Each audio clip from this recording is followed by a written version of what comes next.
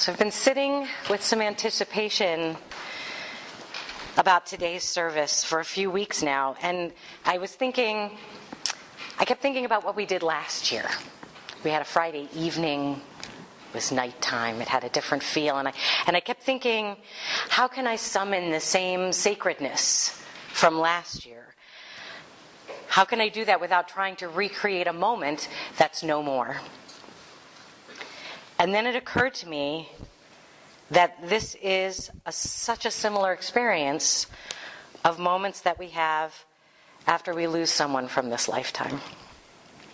My friend Mark, in the middle there, when my friend Mark graduated from Earth School, it was many years ago, and the first thought I had when I got the news was, oh, he just called me like 2 days ago and left me that great voicemail. I'll call him back. And that happened more than once. I had to remind myself, I can't call him back. His voice was still there on my answering machine. His presence was still there in my life. His picture was still there on my wall. His friendship was still within me. But Mark in physical form was no more, and I couldn't recreate the moment before so that I could call him back. And so similarly with today and with any other moment that we hold precious to us, weddings, birthdays, vacations, that perfect walk we take on the perfect fall or summer day, that moment when you knew you were in love and the feeling was returned, all of these moments hold this special sweetness to them. And sometimes a tiny little sadness, because we know that once that moment's gone, they're only going to be held in memory. So for this weekend, All Hallows Eve, All Saints Day, and All Souls Day, I was looking at how interesting it was how different cultures and religions approach this connection that we have with this world and the ones who have moved on from this world to wherever they've moved on to. Growing up Jewish, we mark the day as called the Yartzeit, and it's the yearly anniversary of the day someone left us as a tradition. A candle is lit that burns from the evening before the day that they left us, throughout the sunset and into the evening of the next day. Some see it as a celebration. I suppose I never saw it that way, because growing up, I didn't really understand what was going on. All I understood was people were leaving that I loved. So it always seemed to have a sad remembrance. And now it's an honoring remembrance. So kind of the wave of spiritual evolution, I guess, or spiritual maturity. For those who follow the Catholic tradition or related traditions, it's a whole 3-day experience. It begins with the Eve of All Hallows, which is our Halloween, which honors saintly people from the past. And then on November 1st is All Saints, which is a celebration of the communion of saints, those people that we believe are in heaven through good works and God's grace. And then on the 2nd of November, we have All Souls Day, which is a day to pray for all souls. And among Catholics, they offer prayers for those who might be in purgatory, who haven't found their spot yet. They're waiting. They're on the list. And on All Souls Day, Catholic churches place a Book of the Dead on the altar, and parishioners are given the opportunity to write names in the book, which I thought was really beautiful. It's a really beautiful way to connect them.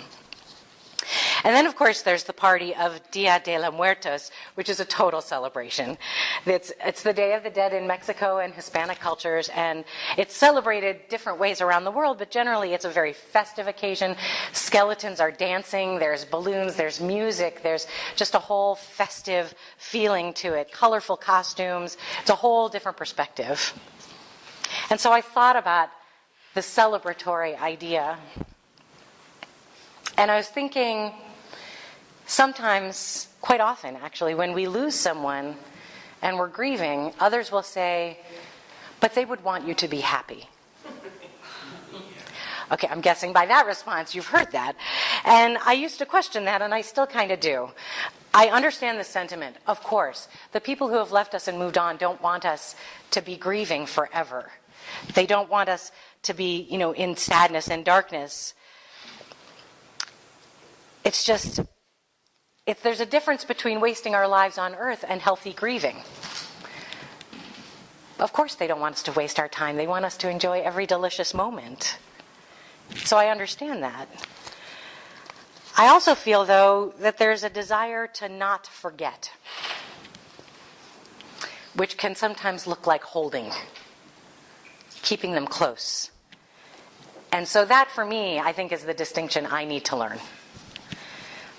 And maybe somebody here might need to learn that as well. We can keep those that we miss close to us and still live. And I think that's what they mean by they would want you to be happy. It's not about being a happy person or showing a brave face. It's about living. They would want you to live. So I know that when I sing, it's my dad. He totally sings me. The minute I start singing, I leave my body and in he comes and he is singing me. I know that when something happens that my friend Jimmy and I would totally laugh at, that when I'm giggling, he's right there with me going, oh my God, that's hilarious. Oftentimes when I'm driving and I'm feeling just a little disconnected and alone, a song will come on and it's Carl. It's Carl going, I'm right here, don't worry. Sing, jam, I'm right there with you. I know that when I'm heartbroken and I'm crying and I'm feeling alone and sad, I know Michael is right there with me, giving me pound cake and lemonade and telling me it's all going to be okay. And I know that when I feel like my dreams are falling apart, Amy is there going, don't give up, keep going. And so many more. So many more. I have an altar at home. I call it the dead people area. I do see dead people. There's photographs, and it has its own altar area. And it's sweet, and it's sad, and it's powerful, and it's the reminder that I'm never alone, that they're never really gone. So we all know that death is part of this whole package. Like, we stepped into this life, and whether we knew it consciously, we all know that part of this whole package is the end, or the end of this. And that those we love, humans, companion animals, even moments, all come to an end at some point in this existence. But knowing that doesn't always ease the pain of the loss. Sometimes there'll be circumstances that add to the pain. So how do we, as conscious beings, as those who understand what all this is, how do we grieve? How can we allow ourselves the space to say, this is horrible. This is unfair. I feel angry and hurt and I don't like it. While still knowing the larger truth that life is eternal and nothing ever dies. How do we balance that? And I think it's a multi-layered experience. I think we grieve for ourselves, and whenever possible, we accept the support that's offered by others. And then in turn, we offer that support to others because we have the empathy to know what it feels like. So we bring that love and support to them. And everyone grieves differently. So patience, compassion for ourselves and each other is how we heal together and how we learn and grow and find ourselves as a community holding each other up. I read once in a book, and I love this expression, that grief is messy. Grief is messy. And it doesn't always just mean one loss. Sometimes the loss is compounded. There are additional losses, additional wounds. There's fallout from the loss. There's promises that you couldn't fulfill. There's future plans that you had that are now gone. There's words. There are words that were left unsaid. Voicemails left unreturned. And sometimes it's like we're bargaining for just, can we have that one more moment? Can I have 10 minutes? Just 8 minutes. Like 4, whatever it takes. Can I just have that one more moment to make things right, to say goodbye, to know it's okay? And in this experience, we don't get that. However, in this experience, the larger experience, we get it all the time. We always have the opportunity to get really quiet and invite that connection. Because seriously, the veil can get super thin at times, and it's like you just feel them there. It's like, wow, they were just sitting there. I just saw them. And I'm guessing that many of you have felt that unmistakable guidance or comfort from someone that we miss. And it's a wondrous thing to feel when you just know they're there. There's a poem by Pablo Neruda, and I'm just going to read part of it.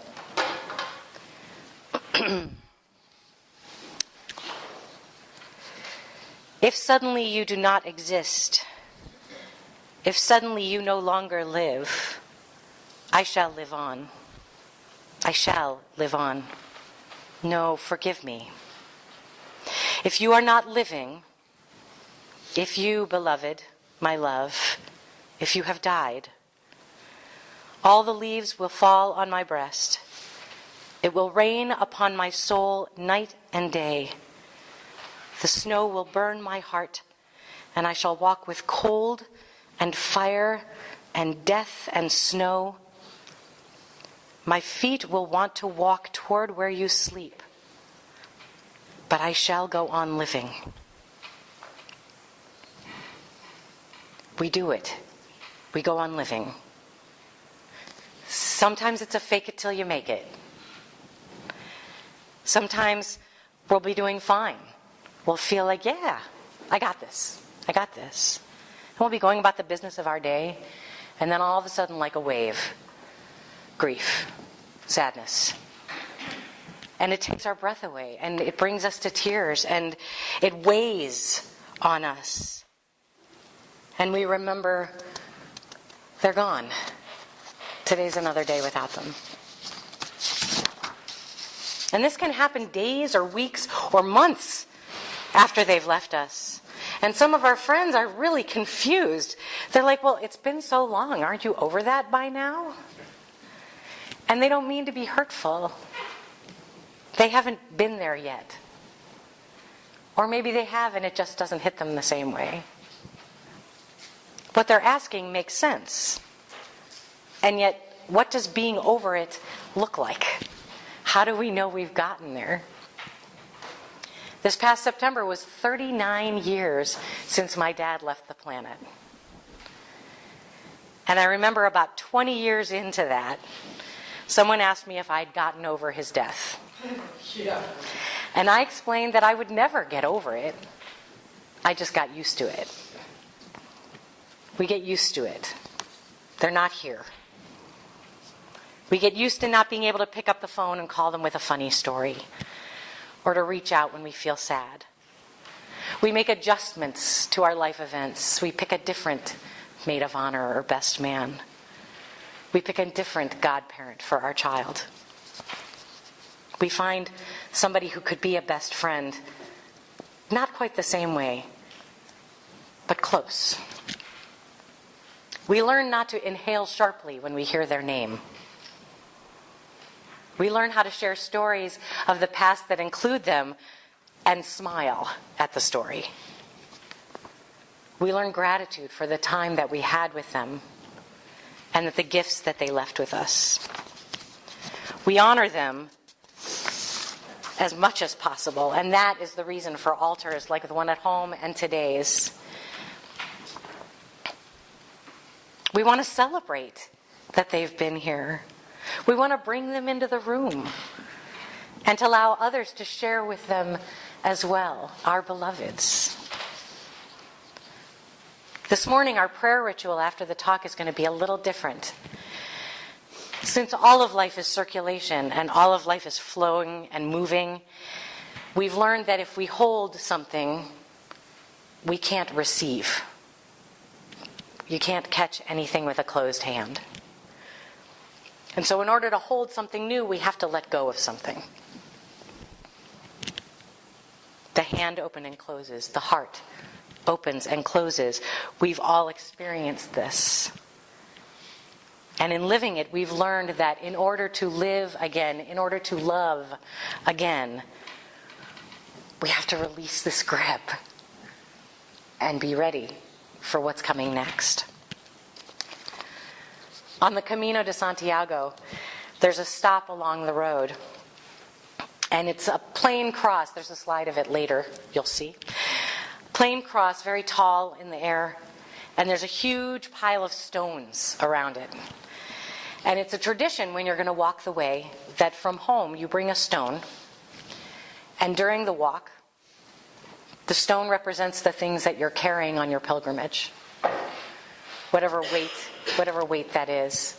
And when you get to this spot on the way, you are to release the stone and walk the rest of the way, released from your burden.